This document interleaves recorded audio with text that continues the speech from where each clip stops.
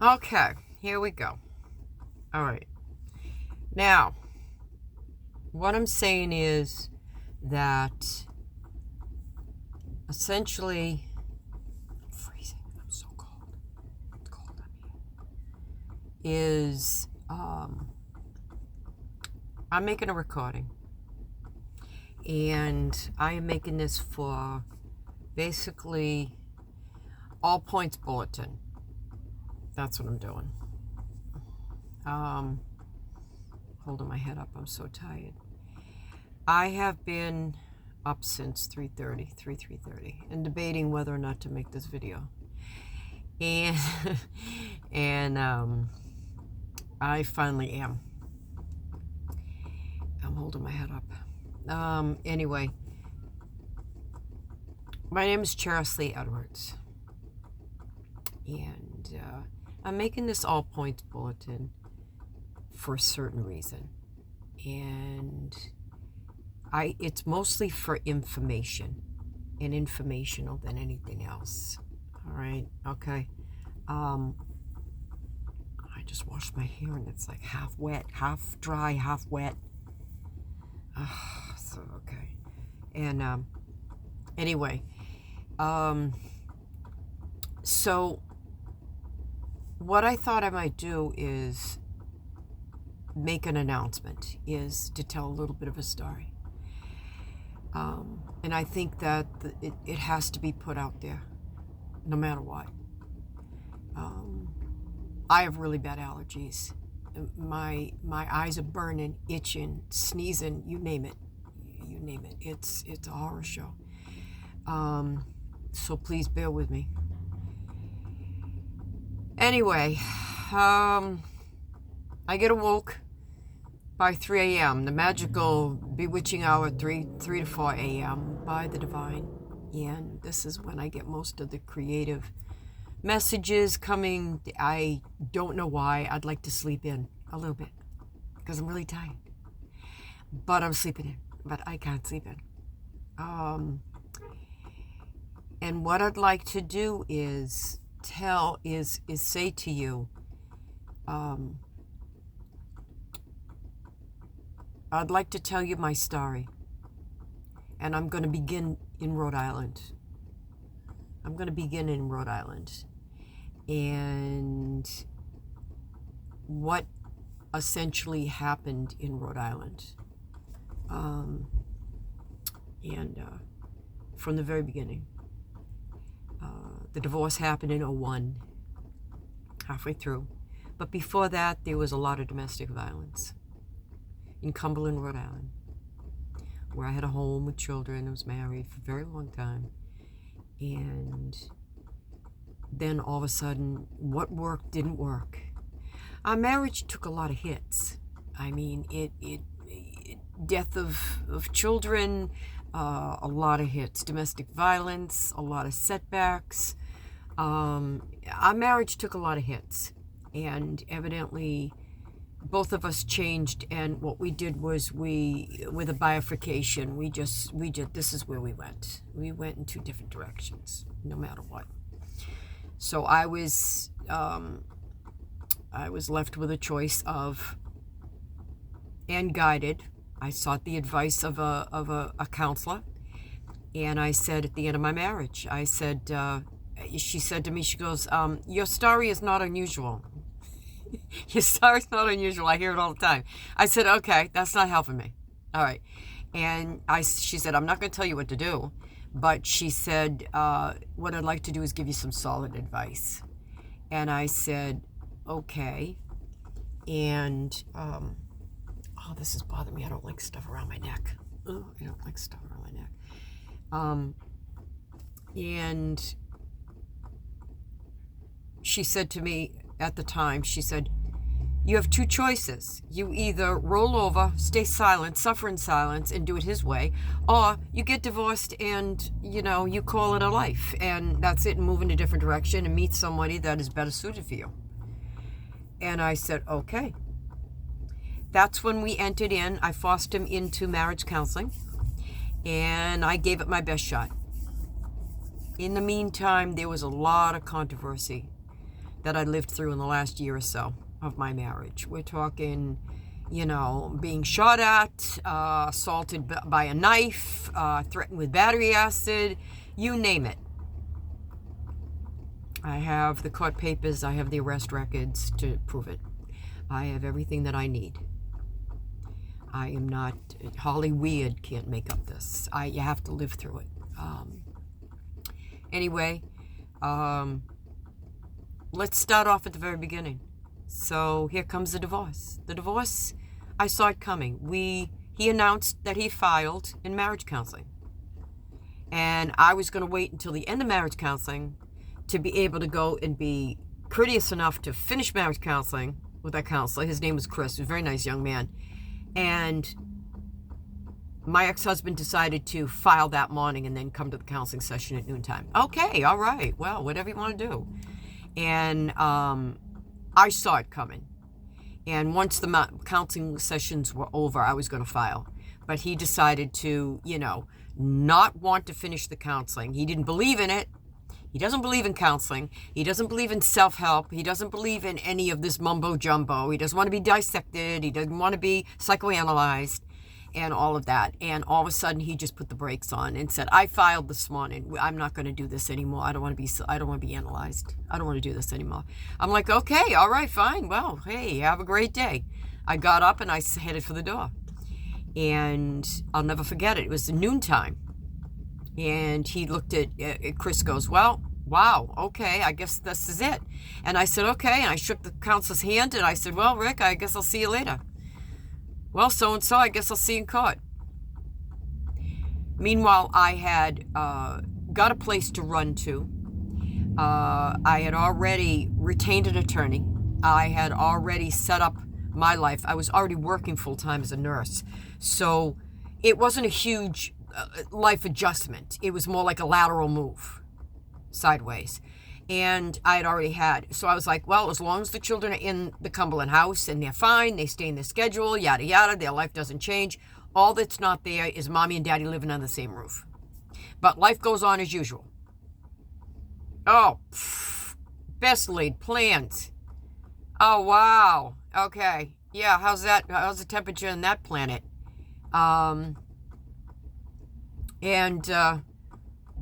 So my ex looked at me and said, aren't you going to stay and finish the rest of the counseling session? I'm like, why?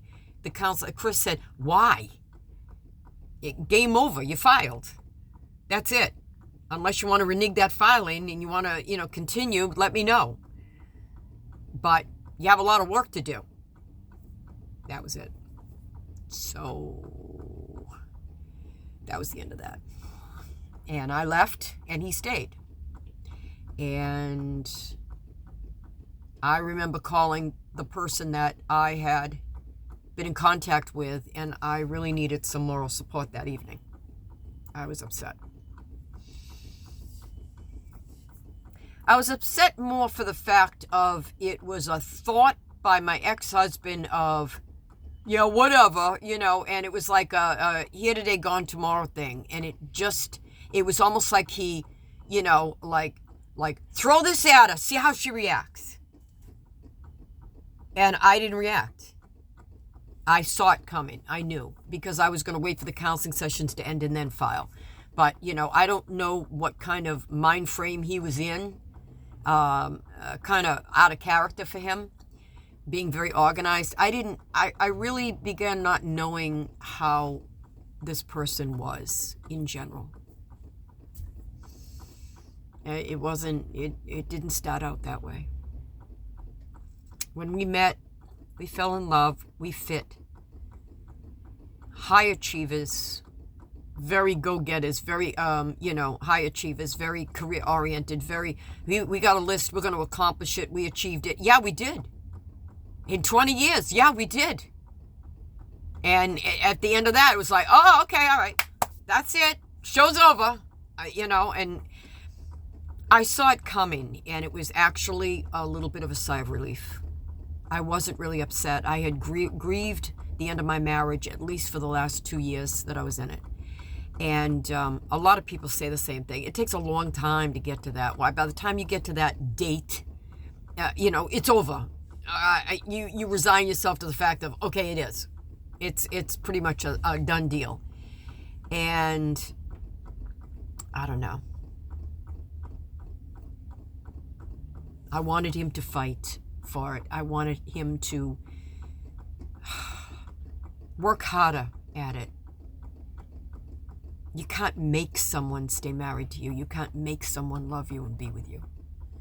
Yeah, you just can't do it. When I learned the hard way, when one person is done and they're not into it, you cannot be two for the price of one.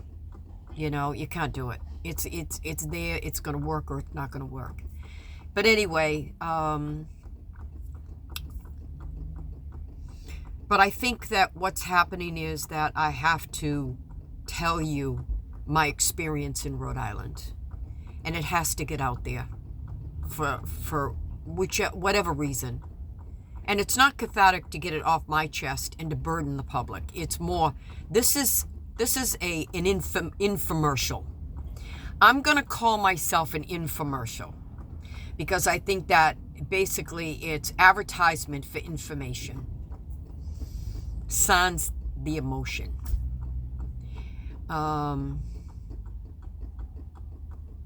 What happened was that he was not going to leave. I had taken him back twice, and because the children wanted him back in the house, and I did that for them, for the sanctity of keeping keeping it together, and just keeping that together, that egg together. And I was very leery, and every time it got worse.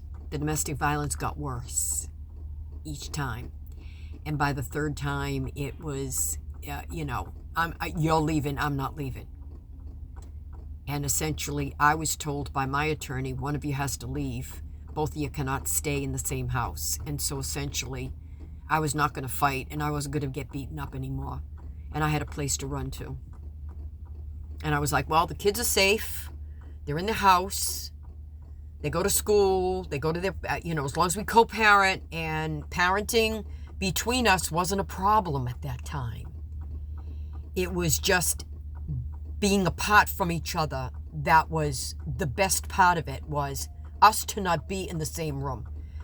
We didn't have a diaper bag. We didn't have to exchange it at the door. They were walkie-talkies. They could call us up. Hey, Ma, can you come pick me up? Hey, Ma, I would call them up. We'll do dinner. You'll stay. I'll drop you off at school the next day, yada, yada, yada. I was thinking that it was just very, very laid back.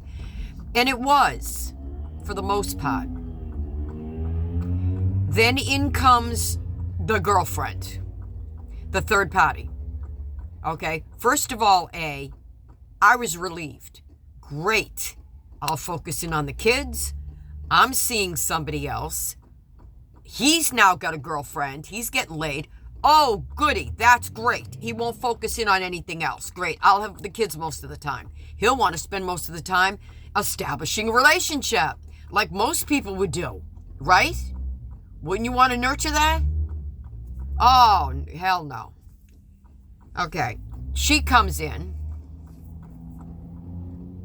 We're back and forth with the visitation. He wigs out because they're in Attleboro, and I call the police because we have a moment, a violent moment, and he wigs out. He escalates. I call the police, the Attleboro. I've got all the police records. Okay, all right. He has a girlfriend. It's a girlfriend with a dog. I'm fine. I love dogs. I love animals. Not a problem. My ex-husband really isn't really fond of animals. That should have been the first clue, the first red flag. Not really a fan. So, the big kicker and turning point of it, it was escalating towards it. 2001 passed. Didn't want to share on the holidays at all. Nothing set up. We had a divorce degree stating that visitation as the parties can agree. Now, I didn't think anything of it.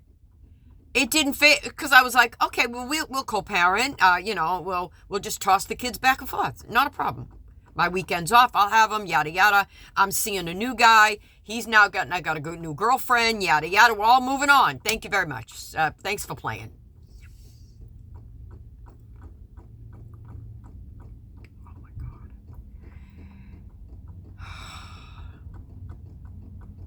2002 comes. February vacation, I was supposed to, it was set up that I was supposed to be seeing the kids on that during school vacation.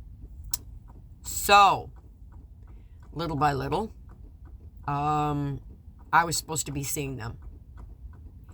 And I called up and I spoke with my brother-in-law at the house. And I was living in Attleboro at the time. And I was like, so where are the kids? Oh, well, so-and-so and so-and-so took the kids and they went up to so-and-so's grandmother's log cabin somewhere, out of state, almost to the Canadian border, without my knowledge, without my permission, without informing me. Didn't think it was necessary. Oh, I'm only the mother. I want to know where my children are.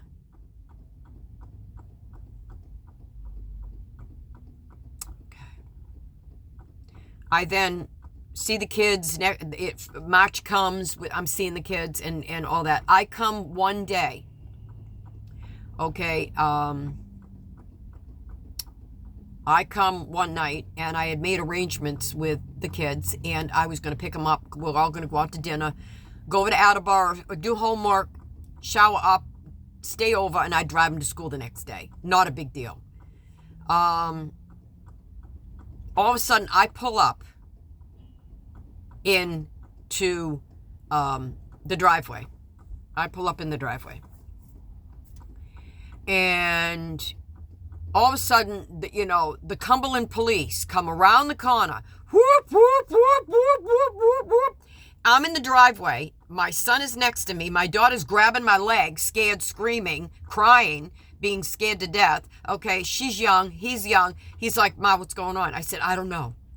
And we're standing there like, and they go up on the lawn. They go up on the driveway. They cock block my Jeep and they draw guns. Holy shit. They draw guns. I'm like, and my son goes, what's the matter? What's going on, Ma? I'm like, I don't know. And I'm grabbing him. She's hysterical. Okay, grabbing my leg. Don't shoot my mommy, all that. And Rick's in the house. I mean, my ex-husband's in the house. They're like, get away from the children. We have joint custody. What is going on? Okay, I'll never forget that trauma. Way out of, reality. And I said, well, I'm the mother. I showed him my ID. I showed him my license, all that. And I said, I'm the mother. I'm picking them up. I'm taking them out to dinner. They're going to go over and spend the night with me. I'll drop them off at school. Do homework like we always do. He says, wait a minute. Wait right there. So he goes into the house. Comes back out and says, the father says that he is in fear for his safety.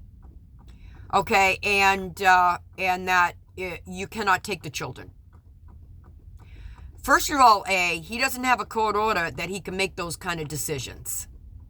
Okay, we have joint custody. We agreed on bouncing the kids back and forth, and there's nothing written in stone to say to the contrary. And I'm like, excuse me, what? He says, I know what the situation's all about. He says, listen, you need to get your lawyer. You need to go back to court.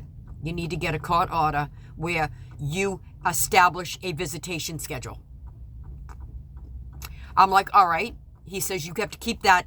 The days that you pick the kids up, you have to keep that schedule in your glove compartment when you pick up the kids. I'm like, excuse me? And I'm standing there in shock going, is this real? Or am I, being punked? I mean, is this real? And he says, I can't, without paper, without you stating that it's your night to take the kids, I can't let you take the kids. So my kids are pissed. They're hurt. They're crying. They're upset. They're young. They don't understand. They get back in the house. I drive off. I'm hysterically crying, and I drive back to Attleboro. I call my lawyer.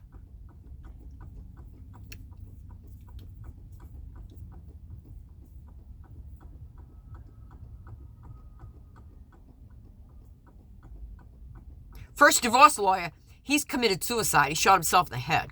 So that was a done deal. And there's other extenuating circumstances to that I verified with a Providence police officer that I dated.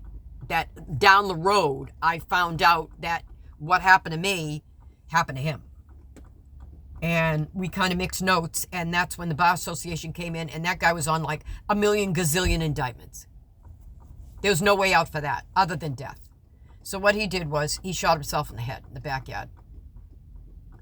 So I'm like, all right, okay. So I had to go and get myself a new lawyer.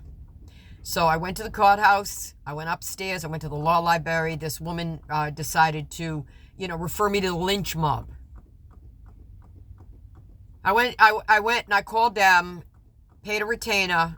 We went into court. Yada, yada, yada. We got a hearing date. And then, wow, that carriage is going to go right into that automobile. It's flying. Someone didn't secure that down. Oh, geez. Here we go. OMG. There we go. Boom! Okay. That was just a little... Okay. Anyway. Oh, here it goes. It's going to go right into a woman. There we go. Almost clipped her. Oh, my God. You have killer carriages over here. You have killer... Jeez. You have to literally nail him down. The wind is getting really bad outside, which essentially is going to kill me with my allergies. Anyway. So we get into court. I said, all I need is a visitation schedule. That's it. Here's 3+ months of my time. I was a nurse at the time, so getting 3 months worth of a work schedule every other weekend and whatever is like literally trying to get an act of Congress. So at the time, I was like, my boss was willing to work with me. So I told her the situation. So I said, all right, why don't I work on it? So that's what I did. I worked on it. Anyway, that's what I did. So we went in. I said, all I need is a visitation schedule. That's all I need. And he says, you wait out here, and I don't want you near him because I don't know what he's going to do. So I don't want you near him. You stay out here. He's in the courtroom, whatever, in the ante room, and we'll go in. And each attorney spoke to the judge. He comes running out. He looks at me and he goes, I said, so where's my schedule? I'm all psyched. Get the work schedule, get a copy of it, put it in my glove compartment, and we're good to go. And I get, and that's the end of that. Thanks for stopping by. Thanks for playing. Keep on trucking. And he comes running out and he goes, I said, so where's my visitation schedule? He says, you didn't get one. You were denied. Why do I get denied a visitation schedule? We have joint custody. He says because he didn't want to. He didn't want to give it to you. He didn't want to grant it to you. He didn't want to work with you on it. Well, then why isn't he the bad guy? I take him to court. I'm the plaintiff, and I'm the bad guy, or he's the bad guy, and he's not cooperating. Meanwhile, it's heading towards parental alienation. It's going down that road. Why don't I have a visitation schedule established? Why can't I get one? There's nothing substantiated that I could not get a proper visitation schedule. Like, why? He's like, he's not giving any reason. He just won't do it with you. He won't share. He won't do a visitation schedule and agree to it. Well, then he loses. I get my kids to come live with me, and then I get to set his visitation schedule. He says, wait a minute, I'll go inside. So then he comes running back out again. This is the big guy. This is a heavy hitter that I was told. So he decides this is a little pissant card case. So he hands it over to his daughter, who is a brand new law student graduate.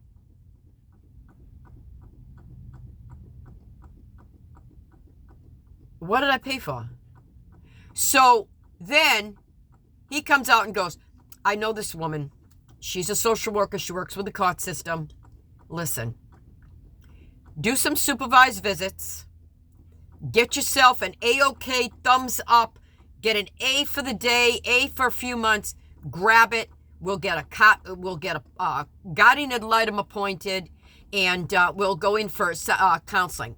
You pass that with flying colors, and you get to do that. I said, so if I do that and everything is A-OK and I get an A and everything passes, at the end of that period, this is 2002 now, do I get a visitation schedule?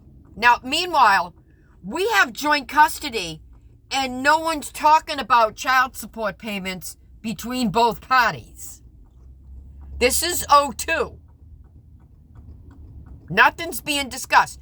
Only a visitation schedule. That's it. A set schedule that I would have to work around. I'm fine with that. He worked 8 to 5, Monday through Friday. No nights, no weekends. I'd have to work around it. I could even do third shift. I could work three third shifts and then every other weekend. I could afford to do that because I was getting paid that much. I was fine with it. Okay. So what we do is we progress, and we're on. We're doing supervised visits every Thursday night for maybe an hour, 2 hours max. Coming in at 7 p.m. through the guard shack in the back, okay? And he's slandering and defamating my character and committing libel of telling everybody that I'm what I'm not. You see the extremes I have to go to? We have to do this, and I have to subject the children, and I'm the best father. I'm the better parent. She's sluts and nuts. She's just a crazy bitch. She's volatile. She's violent. Says who? You? Says who? You? No, I'm not. I stayed so peripherally on every level of calm that I was like, okay. And me being the high achiever, we're going to pass this. No problem. Okay. If we get to do this, by January, by Christmas, so I'll have the kids for Christmas and New Year's, we'll get this all said and done. Okay. Guess what? I passed it with flying colors. I went to the counselors. I went to the kids' counselors. I got with a meeting with the guardian ad litem. Everybody is on the same page.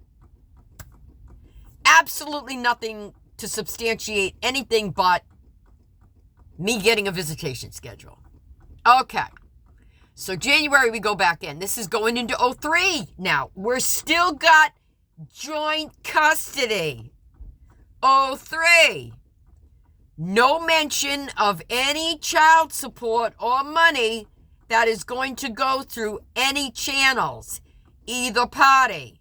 Because in Rhode Island, both parties, when you have joint custody, according to Rhode Island law, family court law, they're not asked for it on either party. And if they did, it would be the party that made more money, which is him. He'd be paying me. Okay? All right? So it's a wash. So we didn't pursue that yet. Now follow my journey now. Okay?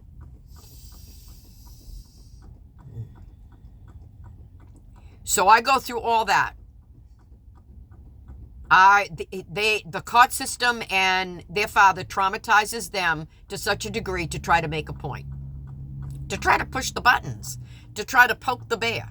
Nothing. I was so vanilla that it was nothing. People are like, how are you staying so calm? I don't know. When I get into an escalated situation, I was trained, and my demeanor, temperament is I de-escalate. I did that in nursing. You get into a high stress situation, you de-escalate, or else you're not going to be able to think straight. You got to stay calm. Whether around you is chaotic, okay, you got to stay calm. I don't know. That's just me. It may be, she doesn't have any emotions. She's disheartened. She's detached. No, that's just how I am.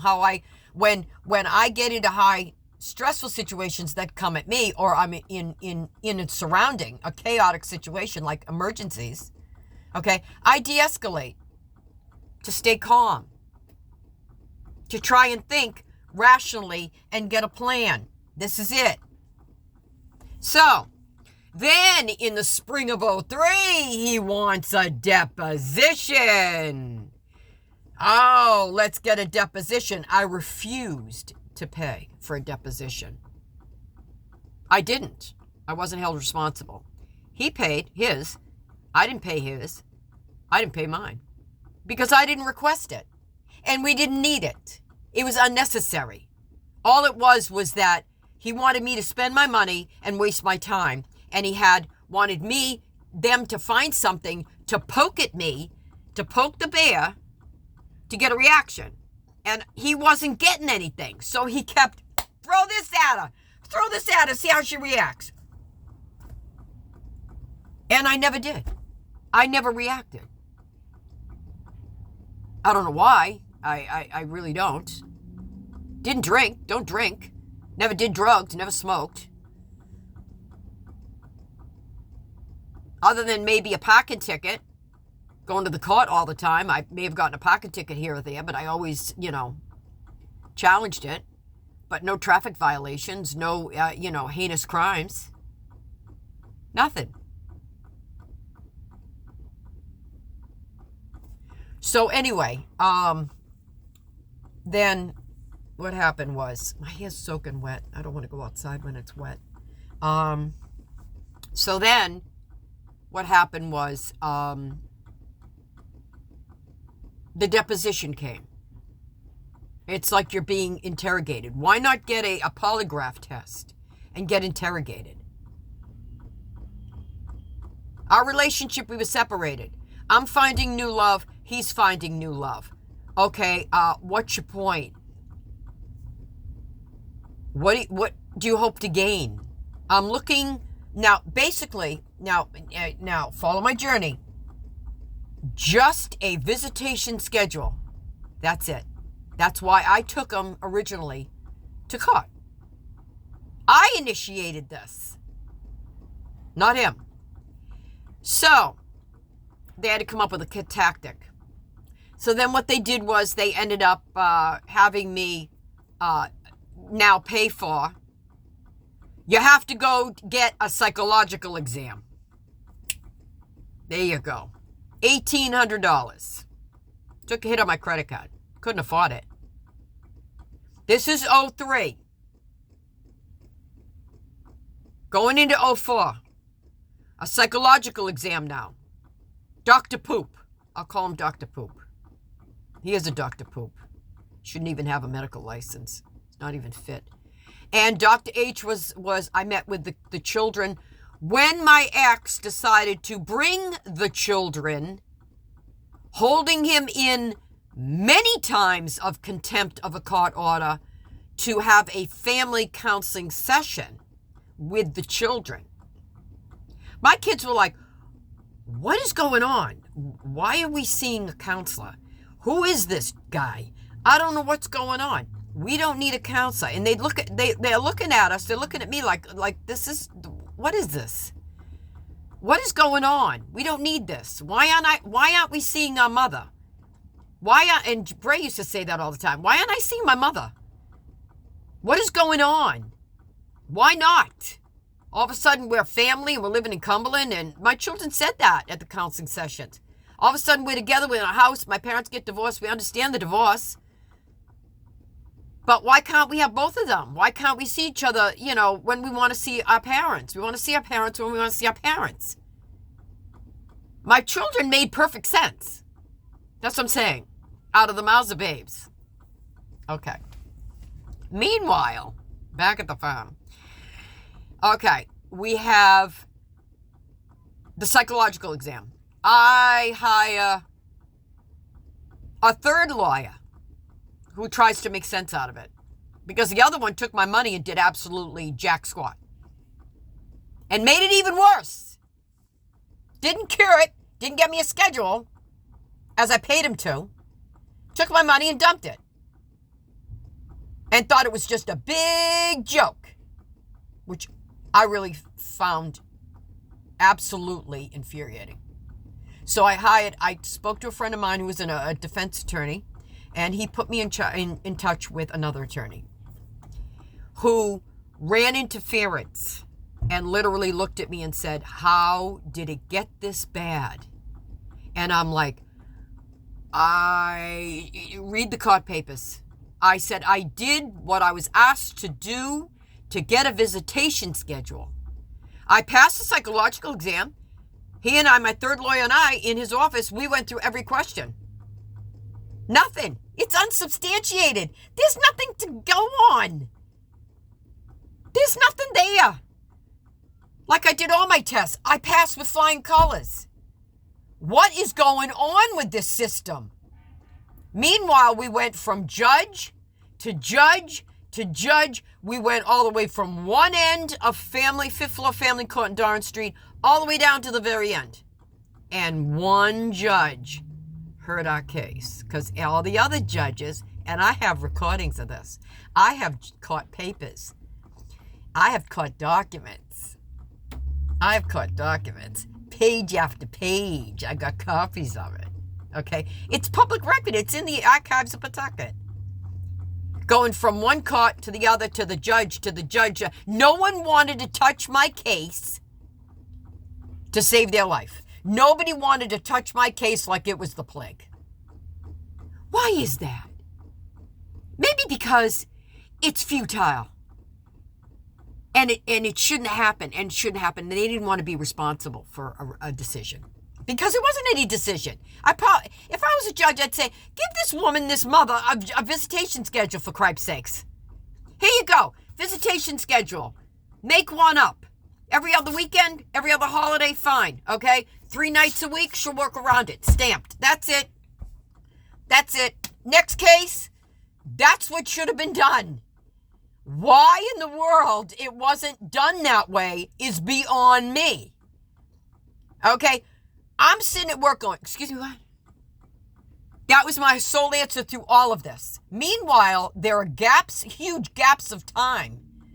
Okay? Mother's Day, my daughter is out on a school night in 03, okay, 02 and 03, spending Mother's Day picking grubs out of my ex-husband's girlfriend's lawn in Riverside instead of spending it with me. Okay? Her birthday, I called up, sent gifts over to Cumberland. They were denied. My children got the gifts that I sent for Christmas and their birthdays were denied. I wrote my book on this. There's a book out there all about this. I picked up these gifts at the police station in Cumberland, Rhode Island. I got them phones. I said, here's some phone. They were returned. They were left at the police station. My son finally said, and hung up the phone. I put the phone down and said, Dad, where are my Christmas gifts from my mother? I heard him. I was in Attleboro. Where are my sisters and my gifts for Christmas? And our birthdays. Why aren't we getting gifts from our mother that she's sending us? He had nothing to say. Busted! I did nothing. I didn't react. I said, I've sent you things. I've sent you things. I've acknowledged, yes. Sent back. Thrown out. Stuff of mine in the house. Not returned to me. My property. Thrown out. Sold at a yard sale. The girlfriend went through it. Okay? Also, too, on a school night, okay, my daughter calls me from this girlfriend's phone and announces at 10:30, "Hi, how you doing? Oh, happy Mother's Day, happy birthday, Mom," says my daughter. I said, "Hey, how you doing, baby?" And she said, "Oh, I was at a Mary Kay cosmetic party."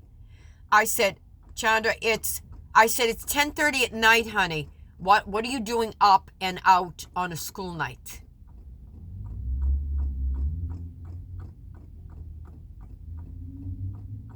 And then both his girlfriend and my ex-husband lied to the court system saying that I'm screaming and yelling at her. And there's pure witness, like pure lies. Well, I went to a Mary Kay. Why are you at a Mary Kay cosmetic party? And she's in grammar school. Why does she need to be out on and why isn't she spending Mother's Day and my birthday and her birthday with me?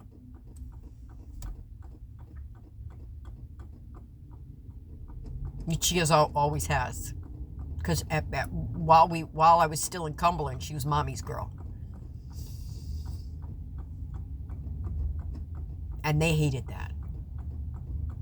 Then, the following winter, decided because the girlfriend's dog didn't like Oreo Cookie, my daughter's kitten, and my son's dog, they put my son's dog down, okay, and they decided and my son calls me in the middle of January saying, "Ma, it's -10. We can't find Oreo Cookie."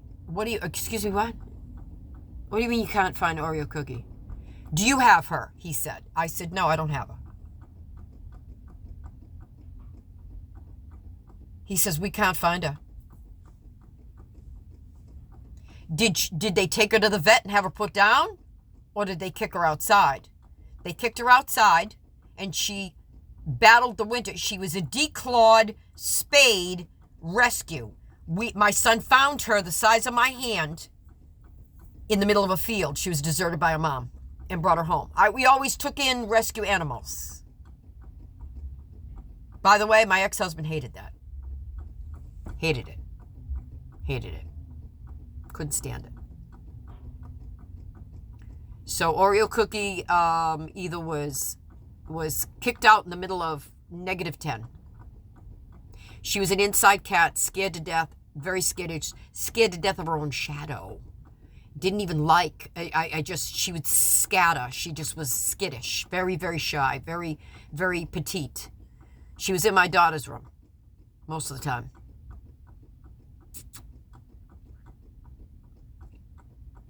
Tells you. That tells you. That's what I dealt with. Okay, it's the end of 2003, and we're going the counseling route, and I'm bike riding or getting to the counseling sessions. Never missed one with Dr. H. Never missed one with Dr. Poop. Never missed one with the guardian ad litem. Never missed a court date. Never missed a court date. Okay, never. I'm standing on the farmer's porch at Dr. H's office. And he says to me, he goes, where are they? I said, no comment. I'm here. On time. He said to me, he goes, I said, does that mean that he's in contempt? He was in contempt for not following court orders at least 10 to 15 times during those years. All the time. He never was there when I called, never answered the phone, unplugged the phone never rang, or the kids weren't home, or they weren't home to take the call, or I left a message, or and it was parental alienation. You understand? No communication, no association then is disassociation now. You get it? Are you following me? You get it? Parental alienation, little by little. I kept a journal of the phone calls. I kept a journal of the lack of visits with the counselors that were court ordered, no less. And the phone calls were court ordered, no less. I kept full record of it. It's in Pawtucket. Full record. Journal. Submitted them to the court.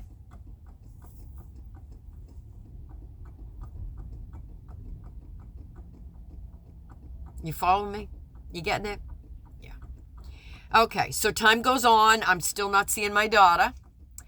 And 04, we're going in from 03, joint custody in Rhode Island, not Mass. I live in Mass. They're still in Rhode Island. That's fine. Keep them in the house. I'll help out with whatever expenses they have. Gee, can you throw some money that way? You know, he's crying like a girl. You know, he's going to take them out of their private lessons and all their activities and everything. He's jacking them down to bare minimum. Because he's crying like a girl. Because he can't afford it. Oh, okay. Well, instead of being an adult and being a rational person and saying, hey, maybe I should call her up and say, hey, Chad, listen, okay? All right. My girlfriend does not like so-and-so's kitty. I know you can't have dogs, but we're going to keep the dog and we're going to try to keep it separated. We'll do the best we can. And we're going to, but can't stand the kitty, and my girlfriend has allergies against cat. I would have been, he all he had to say was, I'm putting her in the cat carrier. Can you come get her? He would have been like, hello, and it would have been ding dong, I'm taking her. That's what normal people do. We're not dealing with normal.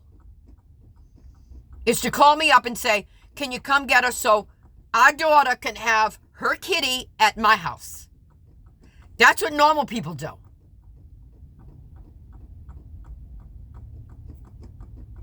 Responsible parenting, co-parenting.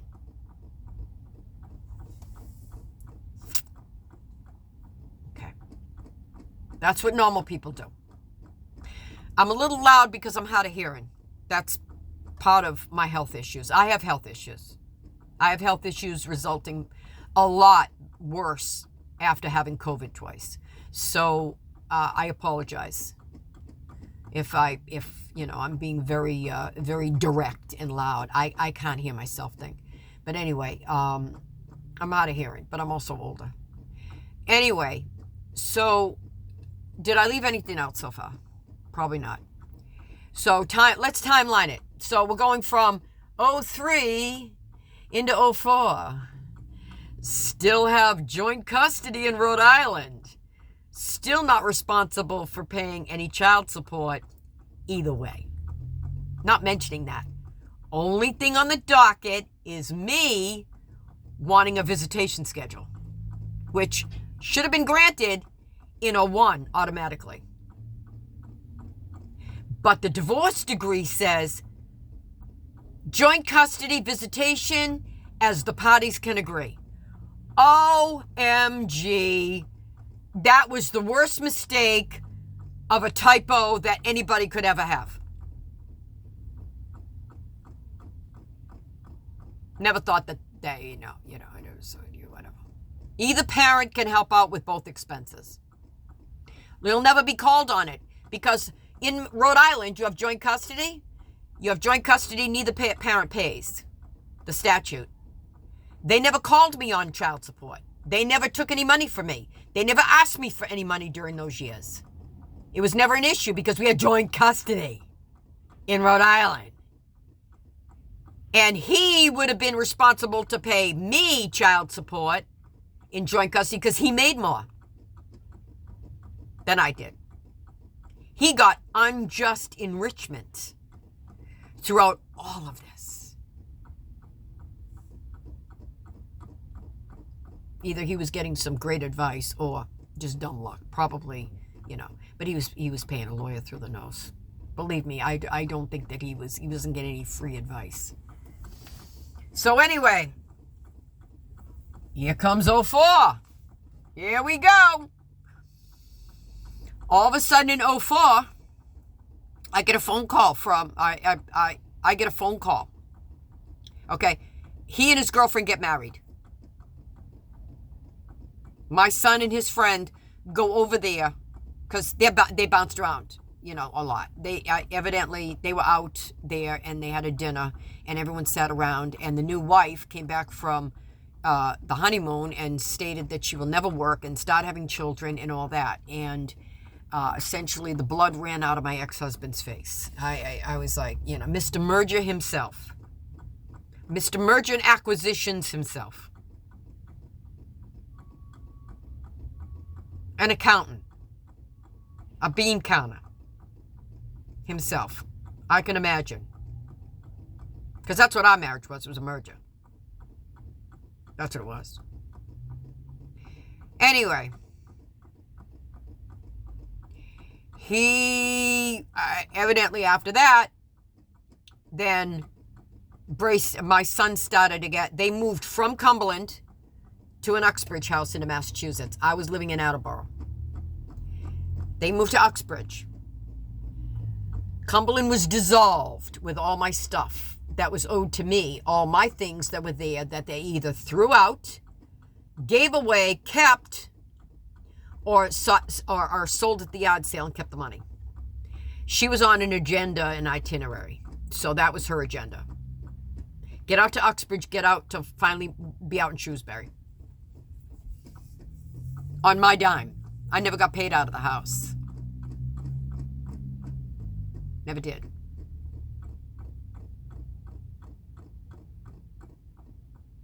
So, anyway, 04, a lot of things happened. All of a sudden, let's see. Let's start with the timeline. That's what happened there. My son didn't want to move out of Cumberland.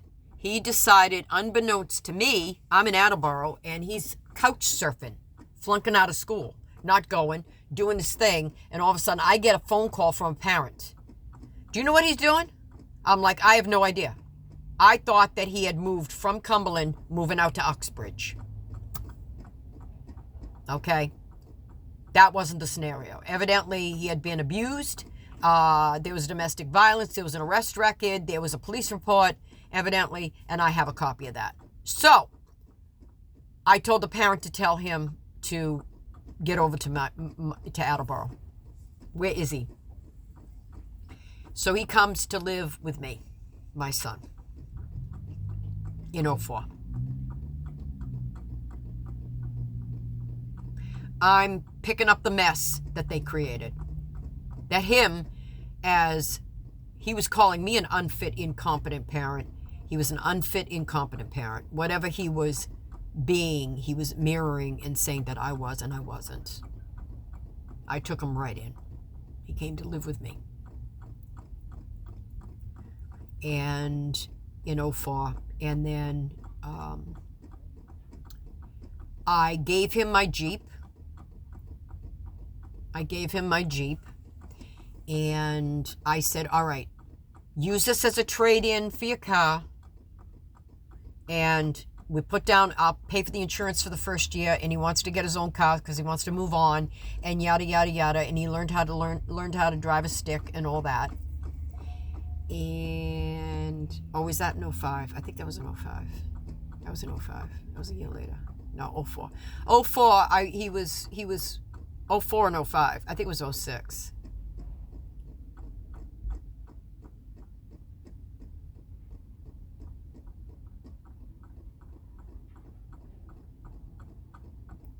No, it was the first 2 years that he was, now that I think about it, in the first 2 years that he lived with me, I commuted him everywhere.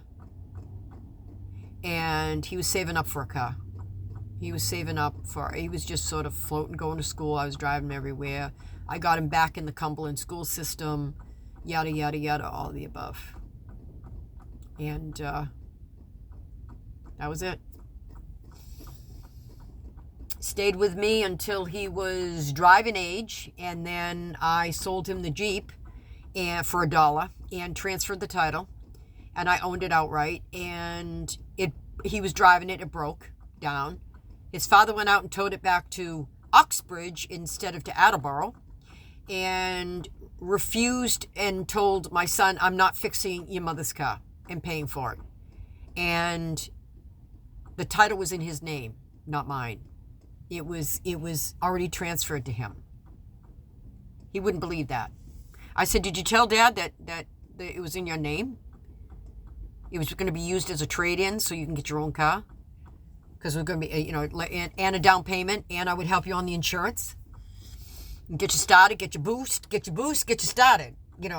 That's it. There's the next stage of life. No, that didn't happen. He took it and he sold it and got money from without a title, and took it and sold it away from my son, and he took it and sold it to my mechanic. That in Rhode Island, I forgot, in 2002 and 2003, he brought a complete village in one day. And my lawyer called me and said, did you know about this? I'm like, no, about what? He says, I'll run interference. I'm here in the building. I'll take care of it. But he said, why are all these people in the gallery? What did you do to these people? I said, who are they? I have the whole laundry list of people. Church woman I went to church with, school. I was part of a school system. I helped build and develop the playground. PTA, my mechanic, my neighbors, everybody who knew me, and he got them all subpoenaed in the gallery that was going to be making testimony against me of basically it was like a lynch mob. I mean, all we were missing were the gallows and the hanging rope. And my lawyer at the time said, this is insane. This is the extremes he's going to slander, defamate, and be libelous towards you, and smear campaign to ruin you, because he's not pushing your buttons. He's not getting the reaction and answer and results that he wanted. You get it? Are you getting it? Are you understanding it? Okay. And he tried. And they tried. And they tried. And then I brought my son in, and I notified the court that he was living with me, and that he wanted to spend his birthday with me, and that I was going for full custody. So he did accompany me to court, and they brought him into the back room without an attorney present, a minor, without an attorney or a parent present in the back room.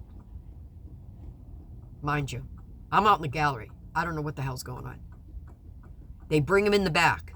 You're talking 2 attorneys and a judge and maybe a guardian ad litem. You had a whole bunch of adults. And my son was always raised by me being respectful to adults. So he sat there and he said, I'm living with my mother. I don't want to go. I want to spend my birthday with my mother and my friends, and I want to stay here.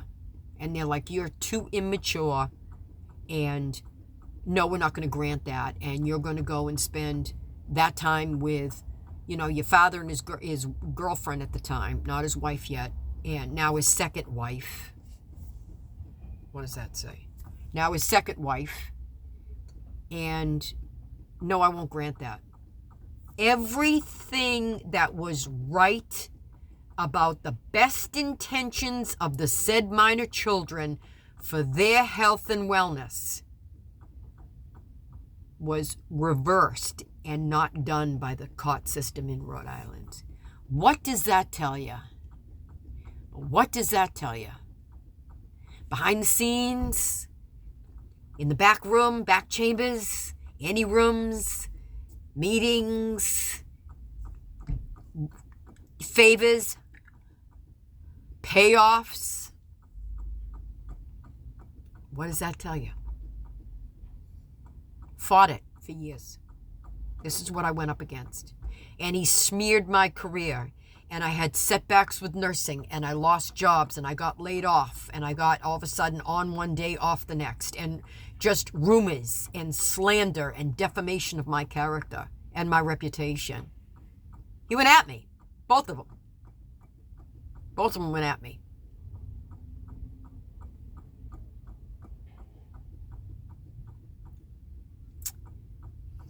And then in comes '05, where my mother is terminal, and she ends up, I'm working for the state of Massachusetts in Lexington and Concord at the time, and I had a pretty good job.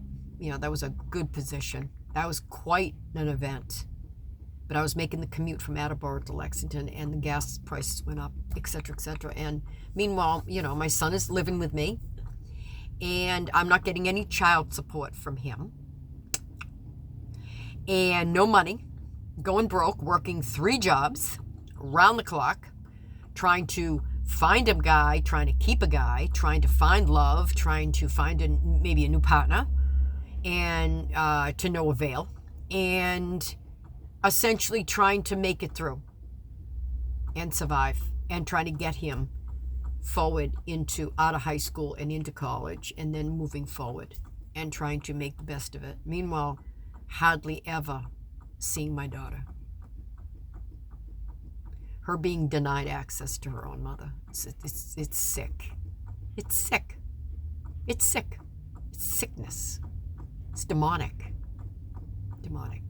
For unsubstantiated, absolutely no reason at all. So '05 came.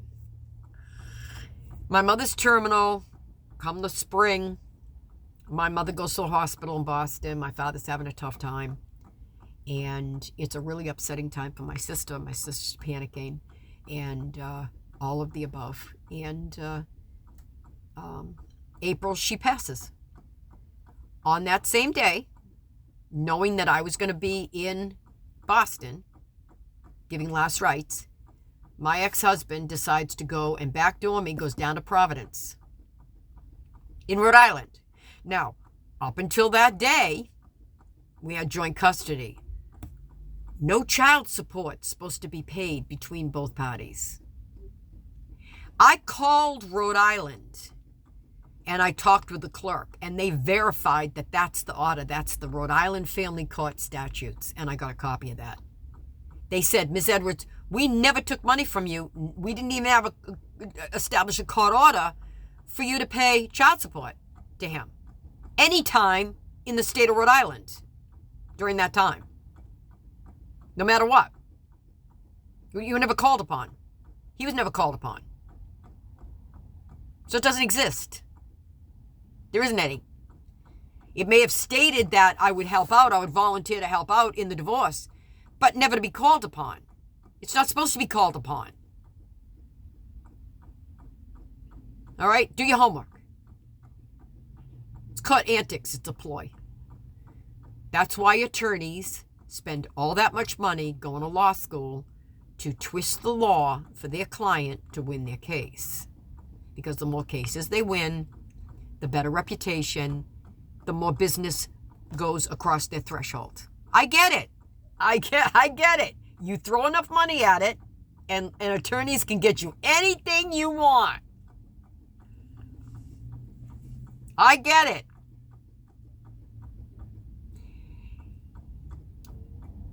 Well, he went in front of the Chief Justice, Little Miss Judge B. That's the first letter of her last name. I'm not saying Judge Bitch. I'm not being disrespectful. I'm saying Judge B. Pretty clever, went in front of a woman, stating that I wasn't there. How could I be there, and him knowing, and my children knowing, that basically, why weren't you there in court today? And he opted for sole custody of my daughter. He got it because of default. I wasn't there, because if I was there, he wouldn't have got it. I would have opted for full custody of her and taken her that day.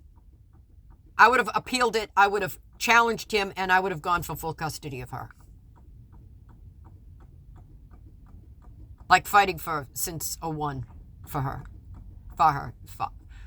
to, have me in her life and whatever, fighting. And I did. Cost me a lot. I have no pension. That's it. No money. Anyway, so there you say. So I got notice of that, and I went to appeal it in Rhode Island, and they said this case is closed. And that the fact is that you live in Massachusetts, he lives in Massachusetts. Go duke it out, I was told. Go duke it out in Massachusetts. Start something. You want to challenge him? Then take him to court in Massachusetts. Okay, well then that's what I'll do. Meanwhile, the last day, around that time in the spring of 2005, right before my mother died, we were in front of Judge Mutter. He's dead, so whatever. He was old then, but now he's dead. We were in front of him. Evidently, he was poisoned against me even before I walked into the courthouse and walked into his courtroom. He was the last judge on that hallway, that corridor. The courthouse, the courtroom on the left. Never forget it. He had me marked from the very beginning. He was the only judge that day or in that corridor that would hear my room, that would hear my story. So I went in. I stayed silent. I was respectful. I didn't allow anything to, muffle me. I didn't react. No emotion. I was told no emotion. And Judge Mutter had Dr. Poop, Agadi Nidlidum PG, Dr. H, Dick, and my ex-husband. I was on the other side. What do you want me to say? I was there for a visitation schedule. 3.5, 4 years. The sole purpose of just having a physical piece of paper in my glove compartment for a visitation schedule. That's it. And I always took him to court. He didn't. I always took him to court in Rhode Island. I always took him to court and have, and still do, take him to court in Massachusetts. He's not initiating anything. And yet, what has he got? He has received so much that I get lost in the fervor. I don't know. It's unbelievable. A woman of my stature, my caliber, because I know what's happened. It's the elephant in the room. You don't have to say it. The last day of court that I stood in Rhode Island, and I'll never forget it. I was over here, and he was over here with the gallery. And Judge Mutter looked at me and said, Ms. Edwards, you're not having any emotion. You're not crying. You're not pleading. You're not yelling. You're not emotional. You're not passionate. And I said, no, Your Honor. No, Your Honor. I'm calm. And he looked at me and he was like, I don't know. I don't know whether or not he expected me to be emotional and crying and pleading and groveling and thrashing. And I don't know what he expected of me. All I was told and counseled was just stand there, stoic like a Sagasto Indian. No disrespect to native Indians. I'm sorry. I don't mean to use that, but that's like a saying that my father used to say. Stand there like a mannequin. I'm sorry if I offended anybody. I don't mean to offend anybody. No disrespect. I'm sorry. But maybe that saying should go by the wayside. Like a mannequin. He looked over and he said, hey, Dr. Poop. He didn't even say doctor. He said, hey, Poop. Last name. He said, this court throws a lot of business your way.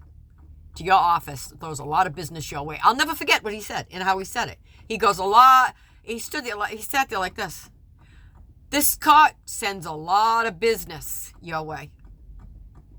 What do you think about giving this woman, a break, and we'll set up a visitation schedule? How about it? Why don't we do that?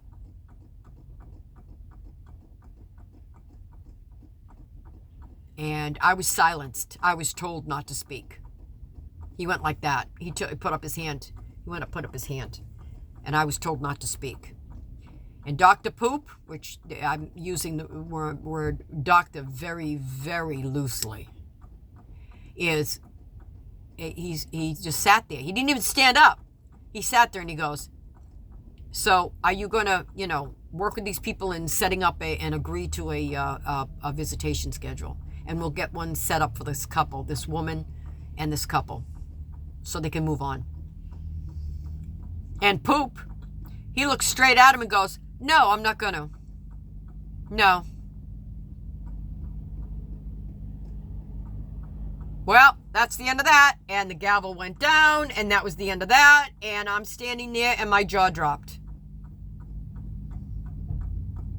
If I thrashed, or I did a reaction, or I overreacted, or I pleaded, cried, I don't know what kind of emotion they wanted from me. But I was told to be stoic in the courtroom and be respectful. And that was the end of that. That was it. That was the last time I was in court in Rhode Island. Case closed. You both live in Massachusetts? Duke it out in Massachusetts. Take them to court in Massachusetts. And that's what I did. I started proceedings going to Massachusetts. I was a single mom working 3 jobs, strapped for cash. I wasn't seeing my daughter. There was no visitation schedule that I had worked so hard in fighting. Biking to the courthouse from Attleboro to Providence when I didn't have a vehicle. Biking from Attleboro to Rentham as a nurse, working 3 to 11. Not having a vehicle. Not being able to afford a vehicle. Reputation and credit score in the shithole. Trashed. No money, no help, no support, no nothing. So I started proceedings in Massachusetts. That's when I got in 2005, my Massachusetts worker for the state of Massachusetts, they got a notice from the Department of Revenue. And that's when they got the notice of the garnishment from me. Right after that, in Massachusetts. Based on a foreign court order. Me being respectful of the systems.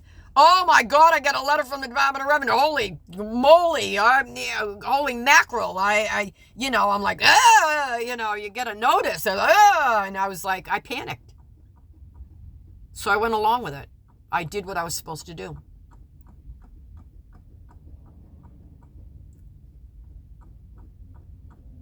Well, you owe him child support. And instead of being $50, it's $87 for one child, not $50 for 2 children. I'm like, where did you get this from? I'm like, so I panicked. So then I started proceedings and going and getting hearing dates in 2005, 2006, and 2007 in Massachusetts. Meanwhile, my money was being garnished from my wages, from my paychecks, from payroll. Just saying. Just saying. That's it. I didn't have a leg to stand on. I didn't have a pot to pee in or a window to throw it out of, as they say. I didn't know what to do. I panicked. No help from anyone. No family, no nothing. As my whole life has been that way. No help from family. No help from anyone. My parents lived in Needham. They knew exactly what I was going through. Heh. Nice, huh? Nice. My mother had died. That day, I lost not only my mother, but I lost my daughter, both in the same day. That would probably send somebody over the lunatic fringe. What do you think? It didn't. I didn't crack. I had my son living with me. I had my job. I had my career. I had to gain money. I had to get a car. I had to get all this. I had to make arrangements for myself and keep my shit together and keep focused. And that was my only option, was to keep going. And I I tried my best. And being a mother and a father to a son. And he was fabulous. He was fabulous. He made it easy. He made it easy for me. As he always has and always will and does. Makes it very easy for me. That poor guy. I love him. I do. I truly love. And I love my daughter very much. They're very successful. And I love them. But anyway, 05 comes and that's a situation. So I start taking him back to court. Meanwhile, we still have, say for instance, no court situation in Mass. So Massachusetts, the DOR decides to take a foreign court order from Rhode Island, incorporate it, and without notice to me, took money out of my paycheck, out of my wages, and garnished my wage. I'm like, excuse me, what is this? I've never had this in my whole entire life. Oh yeah, we're gonna put a lien. We're gonna take your license. We're gonna take your livelihood. We're gonna put a lien on your house. I didn't have a house. I rented. What house? Oh, we're gonna put a lien on your bank account. The money. I mean, they came at me in full force and effect, based on a foreign court order. Back then in 05. I then took him to court in Massachusetts based on libel. I went to Attleboro. Attleboro said, you can't hear it here. Go to Bristol. Go to Fall River. Okay, so I go to Bristol. I open up a case there for libel, defamation of character, and slander. And child support for my son and a visitation schedule, if not sole custody, of having my daughter, change of circumstances, change of placement, due to parental alienation. I want her living with me in Attleboro with a brother. That's what I did. I have proof. I served him. We all met in Fall River. Again, I was quashed, silenced, dismissed, and told to leave the courthouse. Meanwhile, he says that I'm paying him child support. And but he fails to understand that Massachusetts doesn't accept reciprocity on child support. Child support didn't exist in Rhode Island. We had joint custody in Rhode Island. No child support was required. Either party paid to one another. Where are you coming up with this? So he takes whatever was mentioned in the divorce and brings it over and falsifies it. Meanwhile, okay, fine. I'll help support my daughter. Not a problem. $87 a week for one child. And I have record of that from the Department of Revenue. Just her. Then as the years unfold, okay, 2016, it's based on one child. I got a paper from the Department of Revenue. Okay? She turns, if it's based on a Rhode Island reciprocity or lack of reciprocity, that court order from Rhode Island is based on until she turns 18. So it's from 05, it's 4.5 years. The end of 05 to March 25th of 2010. I have no problem with paying $87 a week to help support my daughter. I've supported her since the day she was conceived, since the day she was born. What's going to change? Whether she lives with me or she doesn't live with me. I want everyone to know that I did the right thing by adding money. They didn't get rich off of me. It's $87. I was working 3 jobs. $87 a week was a lick. It wasn't even that was 2 meals a week for her. That wasn't even a grocery bill. That was 2 pairs of shoes, if that, and they weren't even high end. Anyway, so 2010 comes along, and I get a notice stating that 2010 25 March 25th, she turns 18. So that order is null and void because it's originated and it came from Rhode Island, which it wasn't supposed to do because Massachusetts doesn't pick up reciprocity. No. The DOR lied. They took it falsely. And by the way, custody means jack shit. Okay? Whether you have, in Massachusetts, if you have custody, which it wasn't established in Massachusetts. Okay? I'm going to explain that to you. So, in 2010, fine, 87 gets quashed. All of a sudden, I get this letter saying you owe $21.75 a week for arrearage. What? Excuse me, what? What is this? He says, yeah, you owe arrearage. I'm like, from where? He says, yeah, you owe $21.75 a week, and we're going to still garnish your wage. I said, I called up and I had a back and forth conversation on a Friday afternoon, I'll never forget it, with a woman from the DOR. She said to me, Ms. Edwards, she goes, oh my God, this is a foreign court order. We're not authorized or able or entitled or have the ability to collect on arrearage, let alone child support. All of this is a foreign court order.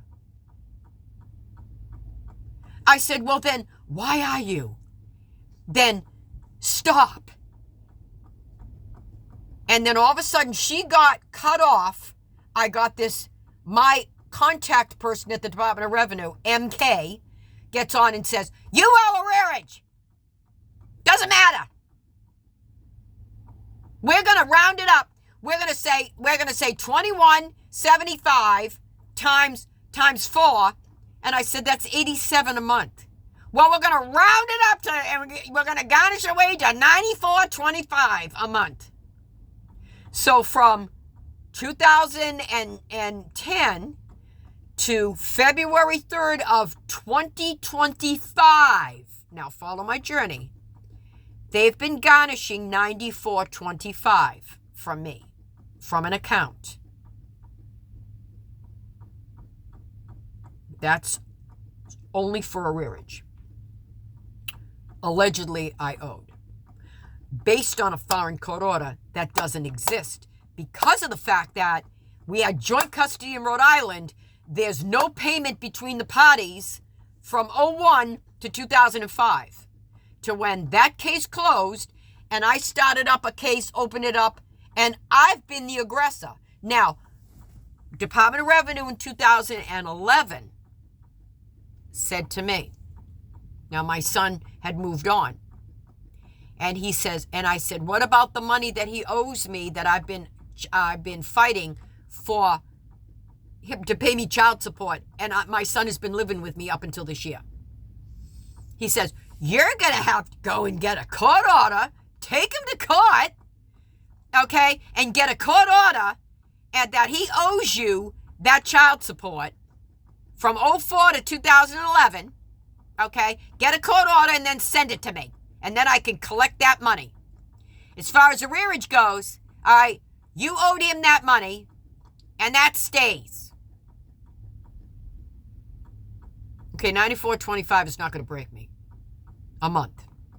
I'm not saying that it's fair. I'm not saying it's correct. I'm not saying that, it broke me. I can survive. Not a problem. It was the point of the thing. And he goes, we're going to still garnish arrearage, but child support, that ended. And if you want money from him, you're going to have to take him to a court of Massachusetts, open up a case, and get a judgment and a court order against him stating that he owes you 7 years of back child support. And then we'll go through his taxes, we'll calculate it, and then we'll get you your money. Okay, so that's what I'm going to do. That's what I did. I kept doing that.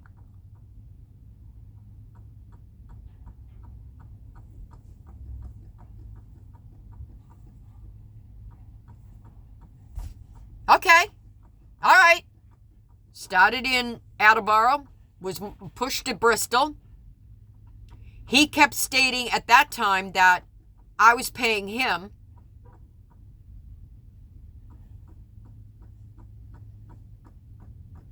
And that both children were living with him, which was false. So I started to really dig and started to really open up the vault and said, there's something wrong in here that stinks, and I'm going to get to the bottom of it. Because all he did was lie to me. All he did was lie to me. Lie to the Department of Revenue and lie to me. And lie to the court system. I paid in good faith. For the last 24 years, I have paid in good faith. My case, my portion of the program, is closed. I have papers to prove that, by the way. Okay, I owe him nothing. Zippo. I paid. And I don't mind paying for my daughter as far as those 4.5 years. That's $20,000, $23,000, $25,000 in general. Keep it. I want my daughter, and I want everyone to know that I always did the right thing up until she turned 18. I always was there. I gave her gifts. I was there. I'm her mother. I paid. True? True. Okay. Went to Massachusetts. So then what we did was, I kept going back, stating that he owes me 7 years of retroactive child support, and I want restitution, the money back from the falsity of it. Department of Revenue admitted in 2011 to me that they did not have the authority nor the ability to garnish. It's based on a foreign court order, which is from Rhode Island. There's no reciprocity. He would have, and they even said to me, in order for him to get child support, arrearage, and custody, he would have had to take me to court in 2005 in Massachusetts. Okay?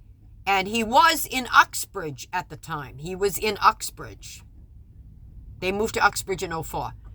In Uxbridge in 2005, we were in Massachusetts. He would have had to take me to court, open up a custody battle, and for custody, and for arrearage, and a sliding scale for child support. It would have been based on my income and whatever arrearage, and I would have denied the arrearage. Arrearage would have been based on, that would have been dismissed. He would have had to take me to court, and I got this from a free consult from an attorney in less than a month ago. I spoke with an attorney, and he said to me, this was key, he said, at any time did he ever take you to court and get a judgment against you, initiating the sliding scale and getting child support determined by the Massachusetts court system, family court, Bay State Commonwealth, and prove that you owe arrearage and get custody? And I said, no, he didn't. This is all based on a foreign court order and hearsay, and what he said to the court, what he slid under the table. And Department of Revenue never asked him, is this, it should have said to him, Mr. Edwards, you have to take your ex-wife to court to initiate custody proceedings for your daughter and get a full custody order that you have in Massachusetts, and take her to court to get a sliding scale, to get a court order in Massachusetts initiated in order to get money from her to pay her paid or obligated for her to pay you child support, and a court order proving that she owes you arrearage, which doesn't exist in the state of Massachusetts. Department of Revenue failed to tell him that, but yet they turned around and they told me that I had to do that. But he didn't. Because they were halfway through the muff-up situation that they created. And they know that they did bad. They know that they're wrong. Because they kept hanging up on me.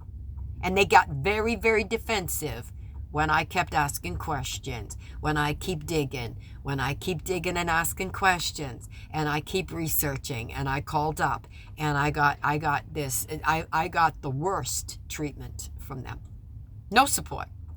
Now I'm getting the runaround from court services and clerical and community legal aid and legal aid, court aid, and all of the above, and asking questions and getting my modification to take him back to court, to get a summons and a court date, and then send him a certified copy of everything that's going to be heard that day and what I'm after that day.